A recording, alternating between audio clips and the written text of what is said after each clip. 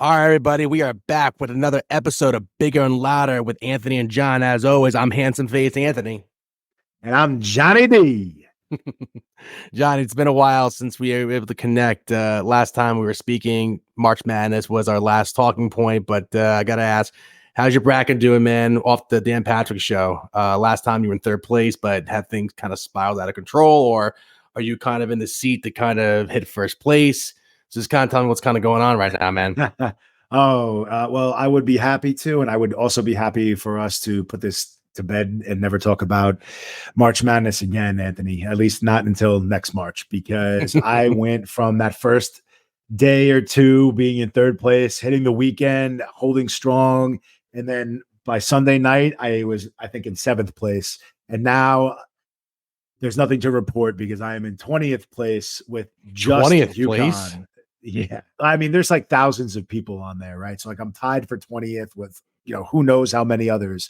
But at this point, unless UConn wins it all, and I think I have, maybe Purdue left, but I don't have Purdue going to the Final Four. So at this point, unless UConn wins it all and everybody else picked incorrectly, we'll talk about March Madness next year. But What about you, man? How's the wife's team doing? Well, the wife's you failed to make your picks. Well, yeah, I failed to make my picks because honestly, we already talked about why and how, and honestly, I get a goal pass on this one. But my wife's picks are her bracket is doing kind of par right now. The team she's got alive right now is UConn, Illinois, Alabama, Purdue, and Tennessee. Honestly, I think we've spoken about this last episode and briefly offline. Like this whole March Madness thing is one gigantic clusterfuck confusion for the average person. I think you wouldn't spoke about it. Again, like you mentioned it last time, originally it was supposed to be 32 teams, and that seemed to be kind of manageable until I think you came as a shock to realize it was not going to be 32 teams anymore. They were bumping up to 64 teams. And, honestly, if they're going to try and get more people interested in this stuff, man, they got to keep it simple. Like, I have no interest in actually getting involved with this. I'm just kind of building. I'm literally like a blind roofer, really, right now, just like guessing out what teams I think might actually make it in. And I think right now, I got Duke and UConn going to the Final Four, and I can't really say anything else besides that. So, well, that counts. I mean, still, that actually might be, the right selection this year, man. I mean, I didn't have any idea. And by the end of it, I was so frustrated with having to work through, again, 64 teams. Yeah, my bracket is busted and I'm okay with that. I think, there's some long shots out there, but it's not like we put any money on it. You and I didn't bet.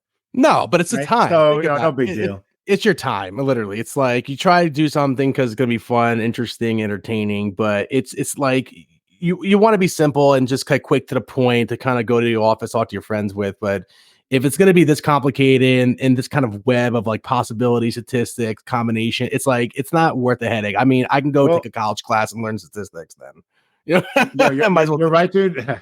Well, you're right in the sense that it's like it's losing everybody, because to me now, if they jump up to like 90 plus teams, fucking forget about it, dude. You lost me. But at least it would have made it easier for us to at least make it a friendly bet to keep us engaged on it if we were using that app I was telling you about, that new app called KUTT, the KUTT app. KUTT. I don't know how you're going to pronounce it, but let's just go KUTT. Yeah, KUTT. Yeah, I don't think it's from Western Pennsylvania, so I don't know if it's KUTT, but like Kutztown.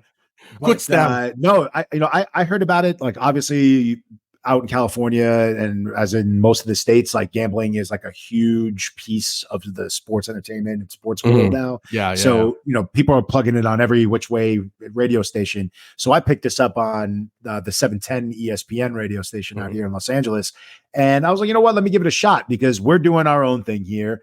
It would be kind of fun maybe to put some friendly dollars down on, some big games that we disagreed on come, baseball season that just had an opening day the reopening day this week, and, football and basketball. So who knows? But yeah, I'm suggesting everybody at least check it out. And what it is essentially peer-to-peer wagering. So you go through, you can invite whomever, of your friends to make a bet with you, and you put the money essentially like in escrow. And after the game's over, or whatever that prop bet that you guys made is, whoever wins gets cashed out.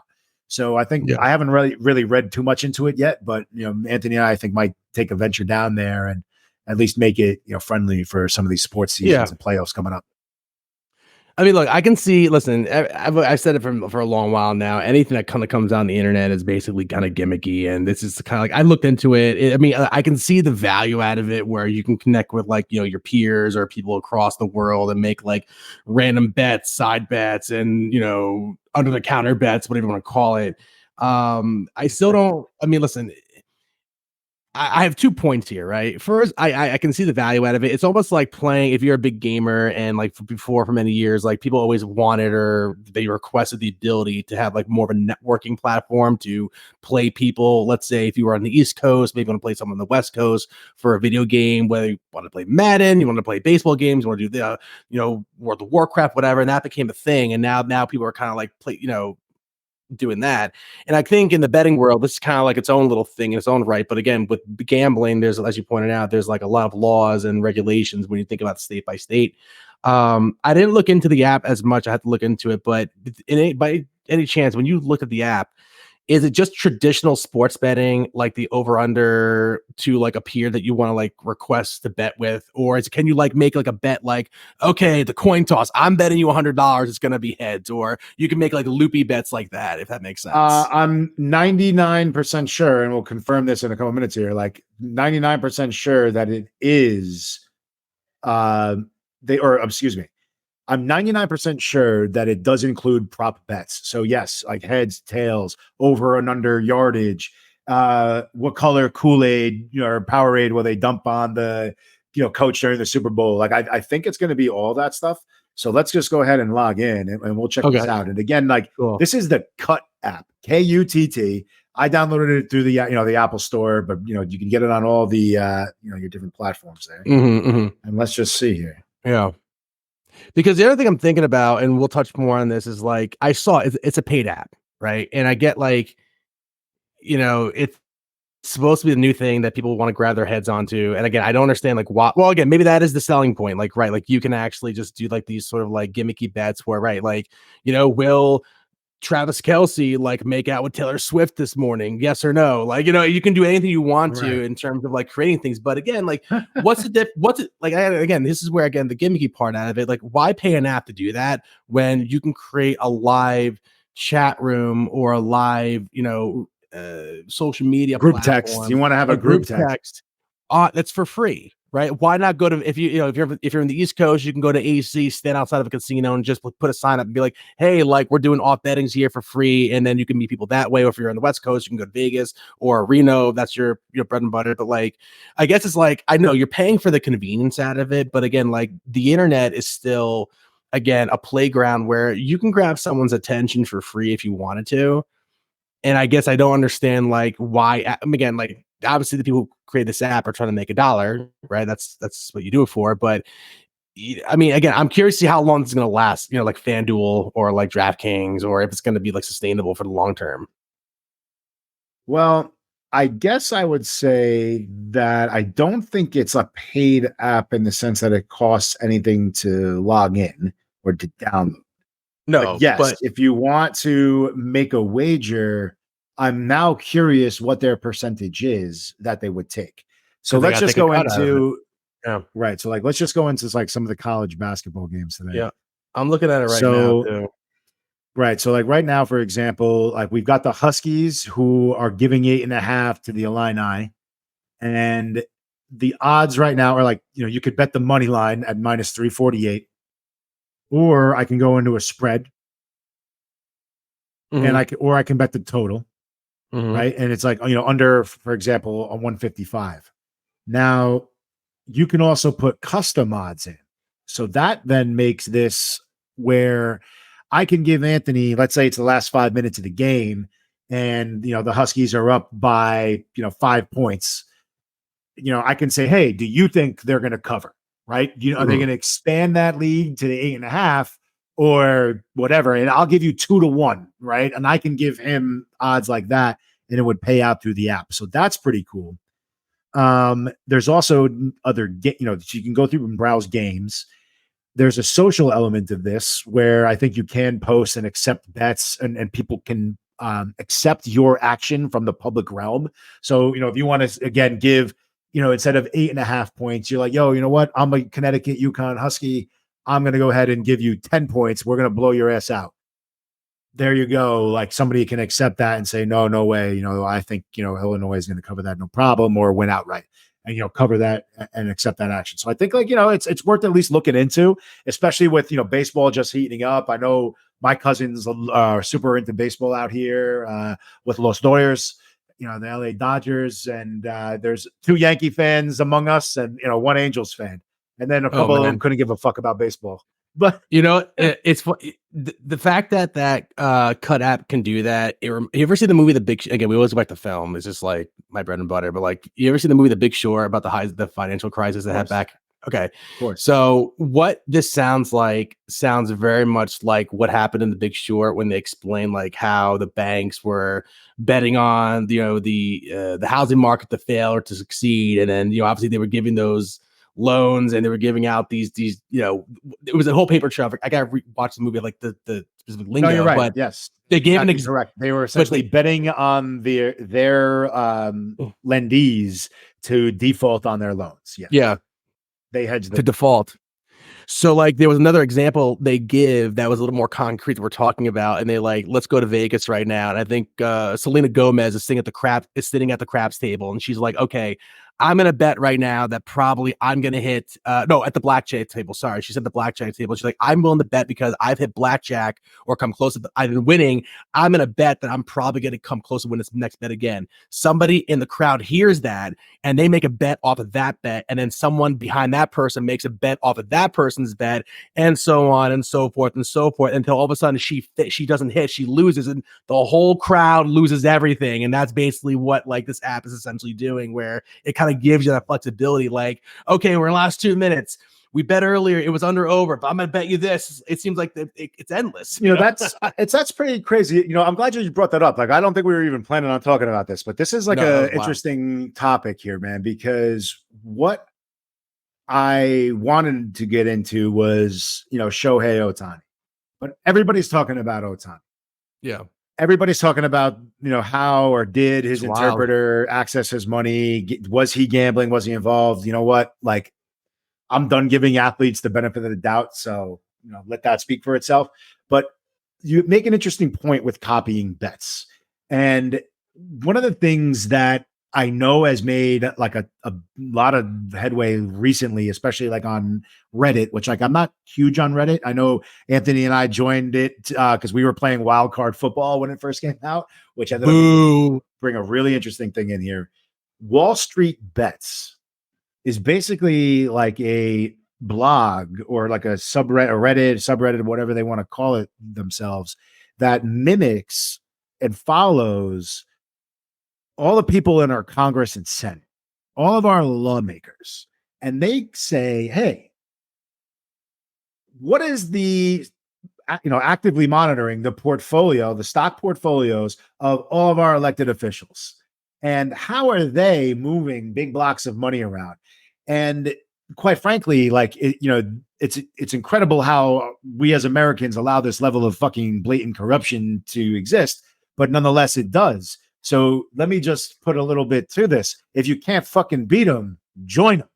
And pretty much people that have been doing these Wall Street bets and just matching their stock portfolios to that of our lawmakers. And again, you have to do it like in the moment. These things change in milliseconds, really, or like fractions of a second. But if you don't act that day, those hours, when that news comes out that they've made that transaction, you've already missed, you're already late, you've already cut your return, or, you're going to lose, your fucking house. So I just think it's nuts how they do that, bro. But like, what do you think? Like, I mean, that seems like a pretty lucrative thing. Just make a copy bet, right? Copy everything. Pelosi or some of these schmucks. Yeah. Did, right? I mean, yeah, you're following it. But again, like, I'm not an expert to sort of give my personal opinion on like, yes, no, is it right or wrong? Because when you think about like stock, like I've said it before, and anyone who has a brain cell understands, like in this world, there's no such thing as a guarantee. There's no such thing. And even Gordon Gekko said the same thing in the movie Wall Street. He's like, the fact that all we do is buy and sell and buy over and over and over and over again until like eventually you hit on a landing chip or landing hand if your cards is your thing. And he's like, this is what I do. He's like, all it pretty much is, it's stock and real estate speculation. Like you're betting on like the probability that this is going to probably hit over what time frame, whether it's in the short term, the long term, how much, and just understanding like and being able to like manipulate the system in your favor if you know like where the cracks are without, again, I'm not saying insider trading, even though everybody does it, no one talks about that, but you know, again, that's pretty much what it is. So like, yeah, I mean, like if you want to kind of follow the rest of the crowd, I mean, yeah, but again, like if, to the example I given, if 100,000 people all do the same thing, like following the leader, and that bet fails, well, now you're talking about a recession potentially, right, in some shape or form. Yeah. I mean, I don't know if that any one gambling app is going to cause that, but like, I do know, at least for me, well, like, yes, I'm active like in the stock market. I mostly hold like my money in mutual funds because I'm not going to sit and monitor that shit like crazy. But I would be interested in signing up for something that could move my money in that same direction as a elected official. Go ahead. So going back to Otani, I just got to ask, like, well, I understand like his interpreter is the one who got him in deep shit with this whole thing. And obviously, if he's saying he didn't know, that's complete bullshit, because we were reading online earlier that, you know, regardless of whether he knew what was going on or if he didn't know what was going on, his stories regardless don't match up. And apparently in what you told me in the state of California, it's basically a no-no. But as a side question to that, like, yeah, obviously gambling is illegal in California, like a lot of other states, which is why they don't have a lot of casinos there. But how does the rules, if you don't know, you don't know, or maybe you can quickly comment on it because we can be here all day. But like people who use like FanDuel or DraftKings or right, that's online gambling that's considered legal, and people can just log in and create a login and do it. So like, where is essentially like the hard line as to like gambling? Because people are doing it in their homes right now with their buddies playing poker. Like that's considered gambling. Like you might consider that like, right? Like, yeah, well, where, I mean, it's state by state. So gambling is not like, I don't think federally regulated. I do believe it's state by state, except that, you know, maybe minimum age. I'm sure there's like some level of like, you know, federal law around it. Yeah. But I know that every state has different laws surrounding it. I know like some places you can be 18, some places you have to be 21. Like Vegas is, you know, 21 now, right? So things like that, you know, I don't necessarily know like where like lawmakers step in to either, you know, put more restrictions or less. But for example, in California, we have ballot measures that permit that. Now there is obviously, you know, Native American reservations here that permit gambling. We have a number of them in, you know, Temecula, I think we were talking about. There's, you know, the Morongo Casino, the Chumash Casino, the Hollywood Park Casino. These things are all within like, you know, half an hour to an hour drive of me, hour and a half drive of me. You know, and then on the way to Vegas, right? Some of them, but you know, we have a proposition on the ballot a year ago, so not this past election, but I think either, you know, whatever, when it was a year or two ago, it was on the ballot and it failed for us to legalize digital gambling and apps like FanDuel, DraftKings, and, you know, whatever the fuck else gambling apps like are out there. I voted no. I actually, somebody who loves talking shit and, you know, say like, put your money where your mouth is. Like I voted no on it simply because I know that if I was caught up watching a football game or, you know, NBA playoffs, like I would jump on my phone and risk $50, $100, you know, like too easily. Right. Like, yeah, like, all right, well, a 20 can't hurt here, but you know, you do that 5 times a weekend, you know, every week, and you don't hit it, and you know, then things get spiral, and then you start betting more, and they always have these match things, which become really dangerous to me because, hey, we'll match you up to $200. So like, what idiot that's going to join that website is not going to put maximum $200 in, right? But I know that there's a lot of restrictions around it. They'll go ahead and say, we'll match you up to $200, but you can't withdraw that $200 unless you've made or gambled it X number of times. So it's not like all of a sudden you can claim that and then cash it out and you've doubled your money. Like you've got to gamble with that for a certain amount of times, or, you know, do, you know, whatever caveats they have, and then you cash out what they've given you. But I think that's a slippery slope. I think it's fun and people can obviously control themselves like they can with, you know, like weed or alcohol Mhm. or any other vice there is. But I think that one just gets troublesome because, for example, like, yeah, you can have a poker game at your house, bro. Like, so back to your kind of your question, you can have a poker game at your house, but if you take a cut of that as the house, that's where it starts becoming illegal. And that, Mm. that's where, X, Y, and Z organizations used to run poker rooms where they come in with, $10,000 or whatever, and you gamble your money. But at the end of the night, the house is taking a percentage of that. And that money goes, to the owner, the purveyor of that gambling, that card room. Right. So like that to me is where, there's a lot of fun to be had playing with your boys, but you start having like high stakes games, and then, hey, it becomes more like we're not buying the beer and bringing the pizza, but here's $1,000 out of the $10,000 pot.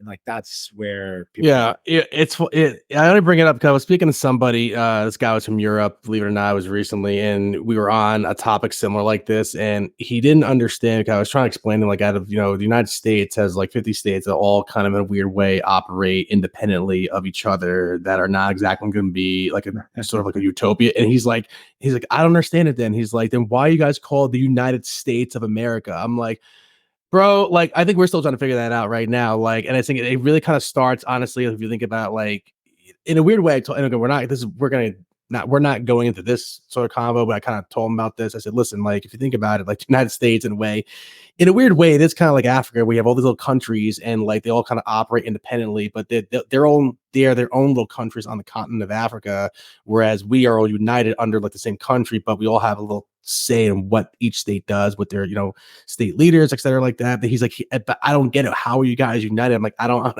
Honestly, I think it ends at the Supreme Court. That's really where it all kind of, like, the Supreme Court says one way or another, then every state has to kind of fall to that.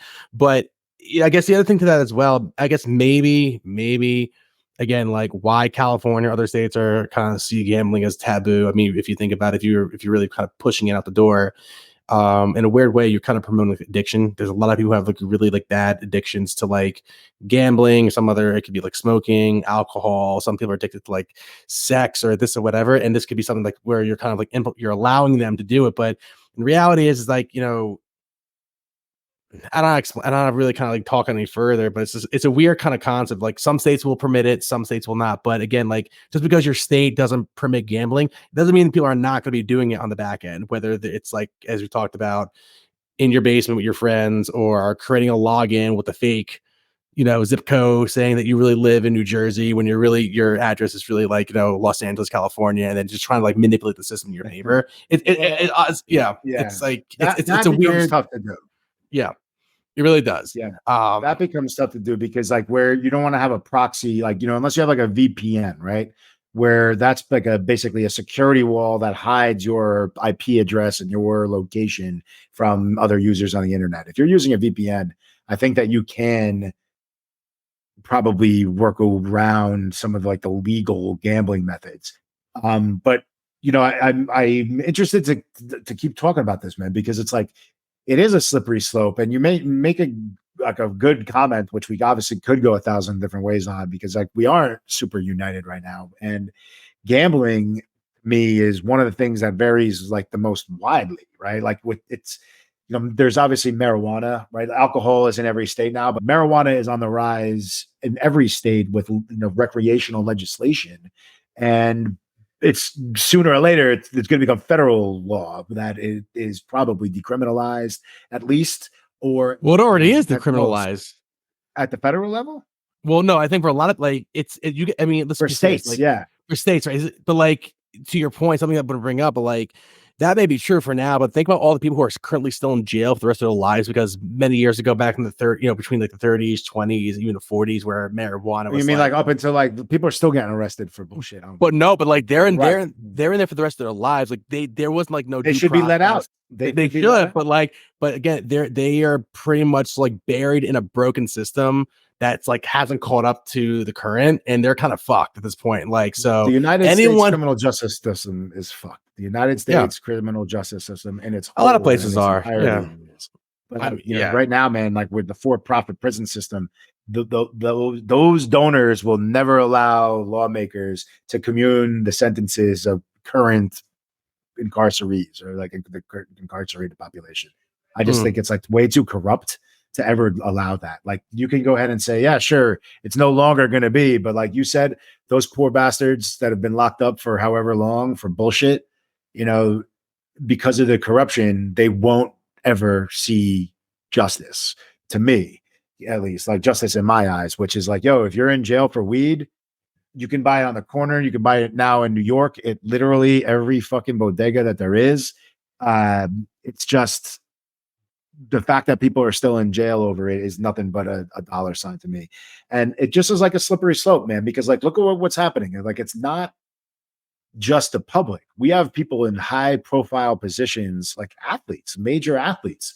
And like, how are you going to sit here with a straight face as a commissioner of the league and say that, hey, it's just this one guy and you know, he got caught, like Jonte Porter from the Raptors, Calvin Ridley, most famously from the NFL, like these other guys that are getting either cut or suspended or banned from these leagues. It's not as bad as, say like the Black Sox era from like, the early part of the 20th century where, entire teams were like under the thumb of an organization trying to, manipulate the system. But why wouldn't they? Why wouldn't you, for example, NFL refs, which is NFL, our favorite fucking subject here, besides movies, NFL refs, for example, have been part-time employees, I think, for however long. Now, obviously, I know that differs, and I'm not sure if they're employed through the state of New York, where the NFL's headquarters are, or exactly how their payroll structure works. It would be great for us to do some investigative reporting there. But I would be interested to say, okay, last I heard, for the work that an NFL official does, the average was about like $250,000. That was probably a couple years ago. Let's see, how much does I'm just going to fucking ask Google while we're talking about it, while I'm making my point here. But if you're all making, quote unquote only, but if these guys are only making $250,000, which is in the scheme of the NFL and America's professional sports business, is absolutely nothing, right? Like league minimums are in the millions now. Minimums for players. These guys are not getting their share of the wealth, so they are at some point exposed to influence, whether it's their own and saying, man, if I call pass interference or I call this hip drop tackle for the Chiefs against Josh Allen and he gets screwed again, on some ridiculous call at the end of the AFC Championship, why wouldn't that guy say, man, I bet $40,000, $50,000 on that game, and now like I can go through a couple proxies. So you're saying that because certain professions, in this case, like referees, and there's probably other ones we can talk about, but because the fact that they make probably not the amount of dollars they should, considering their status, you're saying that, if I'm understanding you, that they should, or they're more likely to gamble on the side or do things that are kind of like what we consider like, taboo or unethical. Is that what you're saying? No. Okay, good. What I'm saying is why wouldn't an official or a player or somebody that has immediate and legal access to it, right, make a wager on themselves? Like, it's just dangling there for you. Like, whether it's like, what Pete Rose always said, like, I never bet against us. I never bet on us to lose. Right. Why would you ever, if you're Steph Curry, and he's a bad example because he's at the top of the league, but, in terms of salaries, but if you're some awesome player and you're like, yo, of course I'm dropping 25 points tonight, or you know what? I'll go for that last free throw and I'll miss that last free throw because it'll hook up all my boys who bet $100,000 on me that I'd have 25 and not 25 and a half. They bet my under, right? All those little things. It's like, it just compromises the integrity of the game. Like, I love playing fucking cards. Like, I play Risk and Monopoly for real money. Right. But I'm not about to say that betting like at such a high transaction level amongst so many people is right. So you think that regardless, like, let's be clear, you're not a fan of players gambling for them or against them regardless, and it seems like you're not someone who believes that their intentions are good regardless of how well they play. That's what you're saying? I'm just saying I mean, I've said a lot. Like, if that's what you're taking from it, I guess that's what I said. But like, I guess because you're so intelligent, man. You lost me, so I'm trying to figure out like where the point of this all. Where the point. I mean, the point is, I think it's just been dangerous. Like the how pervasive gambling has gotten in sports. Like, I mean, dude, every sports show, they talk about it on ESPN. They talk about it on Fox. They talk about it in every radio show. Gambling, like the sports lines, the odds, like everybody's talking about it. They're partners with all the fucking leagues. Listen, it's a fact. Yes, you're right. And you know something? Until the sports entertainment industry decides to go to a non-for-profit or we're doing this for leisure, right? Like the fact remains is like if you give somebody an opportunity, they're going to take advantage of it. And right, if I know I can do something and not get caught, of course. I mean, listen, you mentioned Pete Rose, right? And listen, this has been like an ongoing debate since the guy they forced his hand to retire. And listen, the guy's had an amazing career. He's got the fucking record that no one's ever going to touch, the most fucking consecutive hits in MLB history. He's got over 4,000 or so. I got the exact number hits. Or whatever. He's got the most all-time hits, right? All-time hits. And the guy right behind them is Hank Aaron, who's got the most records for RBIs. And at one time he did the home run record. But like, yeah, he had an amazing career.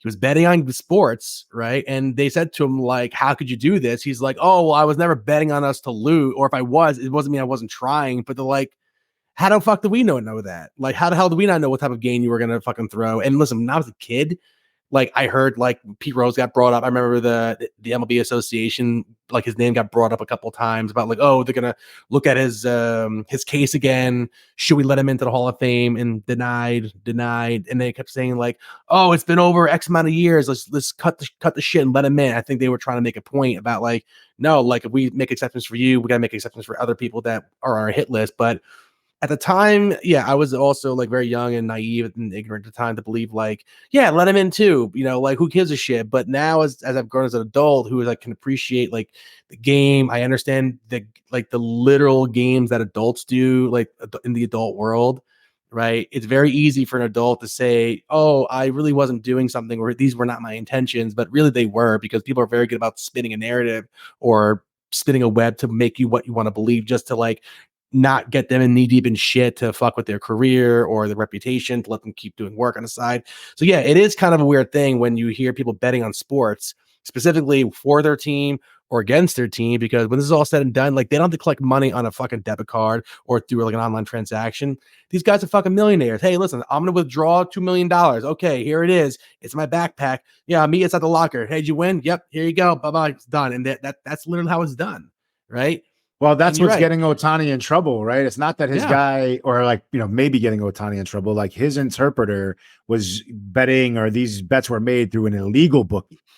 And that's where it gets nefarious to me, because like, dude, I don't think anybody that's listening to us at this point is ignorant to how an illegal book is run. If you what's he doing to Luke? Right. Well, let's play out a scenario here. Yeah, go ahead. Just say I'm your bookie. I'm your guy. You're gonna call me, and you've been losing, man. But we've known each other. You've been betting with me for 15 years, and I say, Anthony, like your line, you got to come do. I need one for business, but two, like I mean, just one for business. We'll start there. Mm-hmm. For you, I need you to pay me. I need that money, so I would never allow you to extend your line of credit with me as a bookie past beyond what I knew that I could collect. Now, we're not talking about kneecaps. We're not talking about elbows and arms or everything getting broken. Like, we're talking about money. Like, these guys want their fucking money. And if you're hurt or you're dead, you're not getting it. So, Anthony, if you make 150,000, 200 grand a year, and you're betting to, $10,000, $20,000 on bets normally, and you miss a couple, you make a couple, and you're kind of always running around 50-50, but when you come due, it's never more than like 30, 40 grand. Mm-hmm. If you got the means to do that and you've been paying that off, that guy's going to continue to take your action. But if all of a sudden you start asking to bet more, and say, hey, I'm going to now start betting 40, 50 grand, $100,000 on a game, am I going to take that bet from you, like knowing what you got and knowing what you make? Like, am I going to take a bet that's half of your salary for the year? Well, would that be good business for me? Like, do I think it's practical that if Anthony bets on, UConn to win it all, that if they bounce out in the Final Four, he's going to show up, like you said, at a locker with $100,000 in a bag for me? mm-hmm. Like, that would mean what? Like, you're probably going to be taking out a second mortgage on your house, refinancing your house, and getting a sack of cash. Like, that's not something you have in the bank, making $150,000, $200,000 a year. Nor is my example of really like 10 or 20 grand, right? No, you're right. Yeah. So so just to ask it again, plain and simple, if you're making $150,000, $200,000 a year, and you come to me and say, Johnny, I want to bet you, or make a bet with you, that the UConn Huskies are going to win the NCAA men's basketball tournament for $100,000, would I take that bet? I'm going to say yes. And the reason why is because if the fucking bet falls through, right? Like say I got money. They think they know I have money. And let's say I make a radical fucking bet that just happens to fall through. This is what like Michael Franchese, part of the, the Gambino crime family, he was talking about, like where these athletes and people get into fucking trouble is like they don't settle their debt immediately with the bookie and being like, listen, yeah, like to your point, I'll take another mortgage out to pay back this debt that I owe these, where you're making my own point for me, but right. And maybe, yeah, but that's what I'm saying is like what they'll do is like what he said is like they will go on the street or go to other bookies and diversify their gambling, thinking they're going to make it back quickly on other really crazy bets, thinking like, okay, I owe John $100,000. This didn't work out. I have a month to pay him back, just to put him for simple terms. Okay. I'm in the hole for $100,000. I now have good credit with other bookies, whether they're legit or not legit. I go to them. I end up, maybe I can hit. A lot of times you don't hit. You're all you're doing is you're replaying the fucking plot of Uncut Gems. Okay, you're replaying the plot of Uncut. No, that's not what I'm asking. Like what I'm saying is, as a bookmaker, you would not. And this is why Anthony is in no way, shape, or form involved in any type of illegal gambling. You would not do that. No. Because if somebody goes out and says, like, you have a brand new place that you just built. If somebody goes out and refinances their house a month after buying it and needs some huge type of cash influx, and all of a sudden that money goes missing, like, how do you explain that on your taxes? That's going to come and open an investigation, like is what's happening and why this all started, where we started on this. That's going to open an investigation into that money and finally land on that bookmaker. So the answer is no.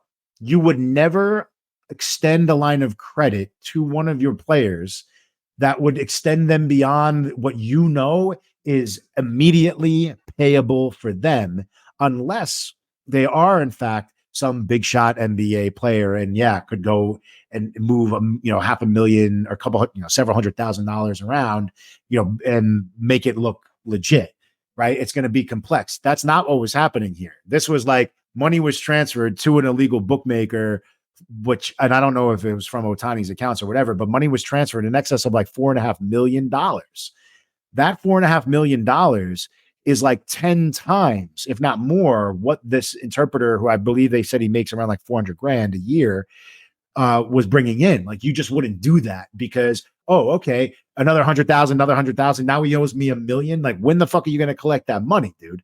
You're not going to do it unless, and this is where this is all John D's no longer taking athletes' word for it, unless he was backed with confidence and the bookmaker knew by Shohei Ohtani. Unless that guy knew that, hey, yeah, sure, maybe it's not Ohtani betting. Like, I'm definitely willing to believe that. Like, he, is probably a smart enough guy where he's like, I'm making, nearly $1 billion on this next contract, and who the fuck knows with endorsements? I don't need to gamble, unless it's for the thrill of it, like it is for most people. But I just don't understand how any guy would ever allow somebody who's only making X number of dollars to get 10 times their annual salary in the hole with them. you just wouldn't do it. They don't have the assets or the liquidity to do that. Anyway, it's a weird situation, man. Your guess is as good as mine. I don't know why people put themselves in such a predicament, knowing the fact that it's like a high risk, low reward, essentially. Yeah, I mean, dude, you got a maid in the shade. Just take a private jet out to go to fucking Vegas. Go down to Temecula. I mean, well, you know, I got an answer. He was with you, Anaheim. Anaheim, that's only half an hour from Anaheim. Yeah, listen, you know what? It's what Gordon Gekko said. Greed. It's in all of us. Like greed gets the best out of all of us. It's a sin, and you know, again, like I want more, more, more, more. It's funny. It's like these guys are making millions and millions of dollars. To them, that's like minimum wage. I want to make more, right? Like I want to have so much fucking cash that I don't know what to do with it. It becomes to a point where like you can't even see things that are just, you know, logic. You can't see any things that you can't. You lost appreciation for what you actually have and things that you do and things that you've been blessed with, right? Like this Ohtani. Like again, when was the last time you saw a pitcher perform at that level and also being able to hit the way he does? It's not like it's like 100 years.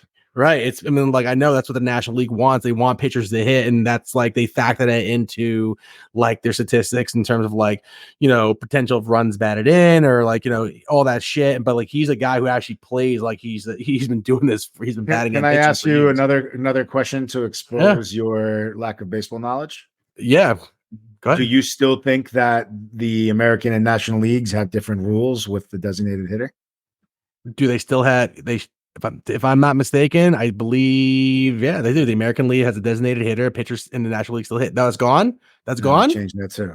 Yes. Wow. So let me where the fuck? And then let me ask you another question. Like, do they or don't they have a pitch clock in baseball? I think they do have a pitch clock now. Right. Like, yeah, I think that's the thing. Like, they have, yeah, that was the thing. I heard it. Like, I don't know what the purpose of it is anymore, but like, well, I'm guilty of it because it's like the old Yankee thing. Like, to me, it was more on the batter than sometimes the pitcher, where, the batter, like every Yankee, and I remember Robinson Cano doing this. And for some reason, I would think I was young enough where that's just my habit in softball. Every pitch you get out, you got to like restrap your gloves and like tap your cleats, right? Yeah, because it's like you got to get in the zone. It's like they get in their groove. And listen, I'm not shitting on baseball players, but they also have their weird, superstitions. They have superstitions. Yes. They have, in a weird way, I think they're all a little bit OCD. Like they have to follow a very rhythmic and routine. Almost like like some like who I can't explain it, but it seems like if they don't follow it, it like throws them completely off their game. Like if I don't step out, restrap my fucking gloves, grip the bat 3 times, do a couple of these extra swings before the fucking pitch, like I'm off my game. I'm not in my groove. There's a disorder called OCD. Yeah.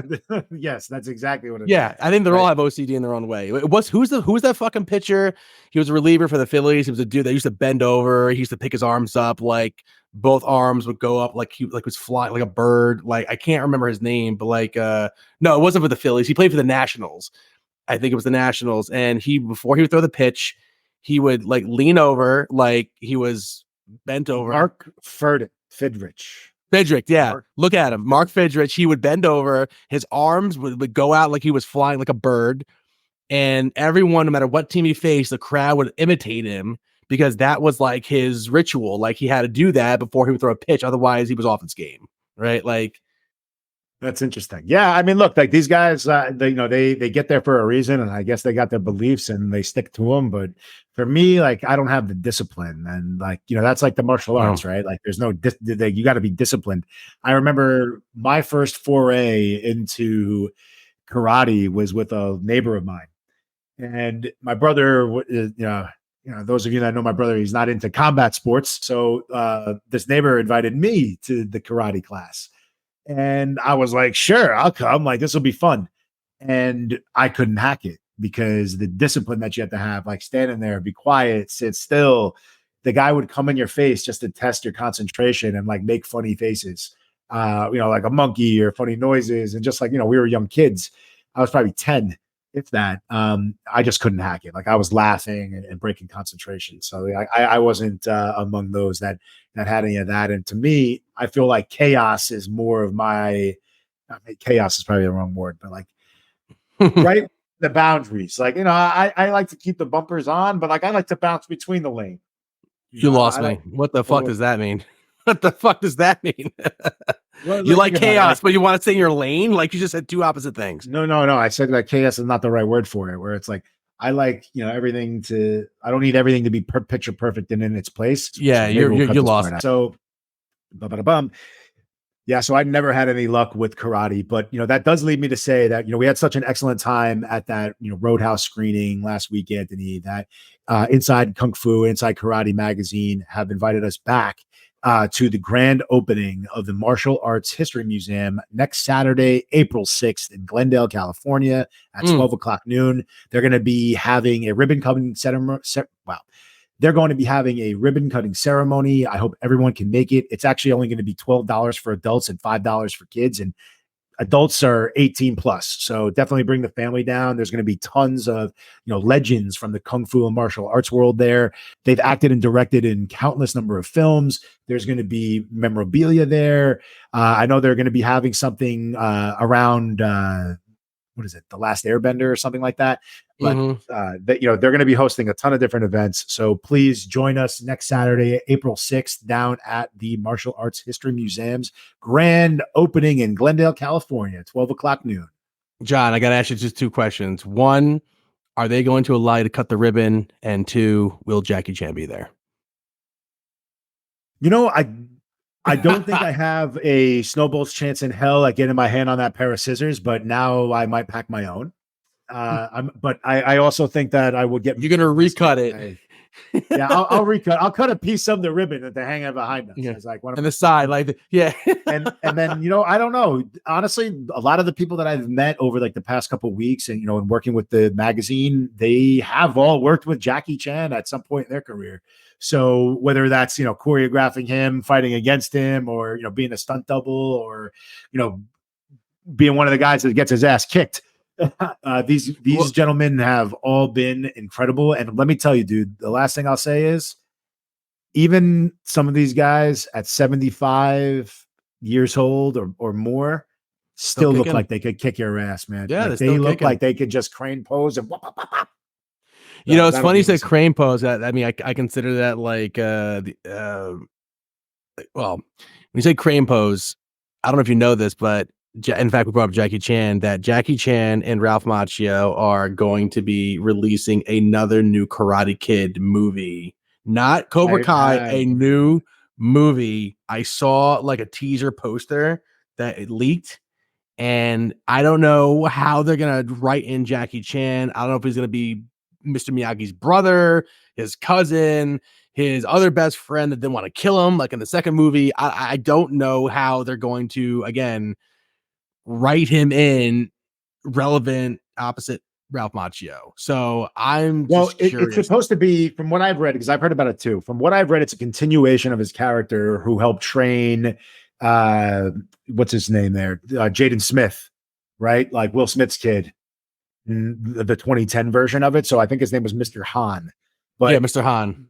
Yeah, from what I've heard, he's going to be basically reprising his role. So I think the better question on Cobra Kai, and we can bring one of the former producers on to help us opine about this. I would love that. Yeah. But, I think I would love to see them incorporate that news story with that story to create that karate universe and, that Karate Kid universe. So I'd be interested to see where that goes. Yeah. And then some of the other fun stuff that we have coming up also in April, we talked about the Alamo Draft House, that movie theater that I went to go watch Dune 2 at, Anthony. Yeah. Small world. What a coincidence. So in line with what Inside Kung Fu Magazine is doing, they're bringing a box set of all what they call Bruceploitation Kung Fu movies that were made after Bruce Lee's death, to a box set with interviews with the actors, the fighters, the choreograph team, the stunt coordinators. And it's a box set that includes, I think, like 4 or 5 different discs, cassette tapes, and posters that are all like the clones of Bruce Lee. And there was such a hunger for it even after his death that a lot of these movies were released with like literal lookalikes. And they have a limited showing here in Los Angeles, but starting on April 12th down at the Alamo in downtown LA, there's going to be a huge, I think a week-long showing and screenings of all the different films hosted by Severin Films, who owns a lot of the rights to these things. And that should be super fun too. So, we'll be there doing a bunch of interviews, hopefully a couple Q&As and panels. So yeah, Bigger and Louder is finding its home in the martial arts world, apparently, here in Los Angeles. At least. We're finding our way. We are manipulating the cracks ourselves, folks. So yeah, I mean, look, where there's a need, I think like that's what we, Anthony and I are here to do. We love talking to people and getting to know you guys. So, please reach out to us, Bigger and Louder Podcast on Instagram, Bigger and Louder, wherever your podcasts are downloaded and all that jazz, Apple, Google, Spotify, you name it. Get at us in the comments or shoot us a direct message. We'd love to hear from you guys. That's all for this show. Bigger and Louder. I'm Johnny D. I'm Big Tony. All right. Much love, guys. Take care.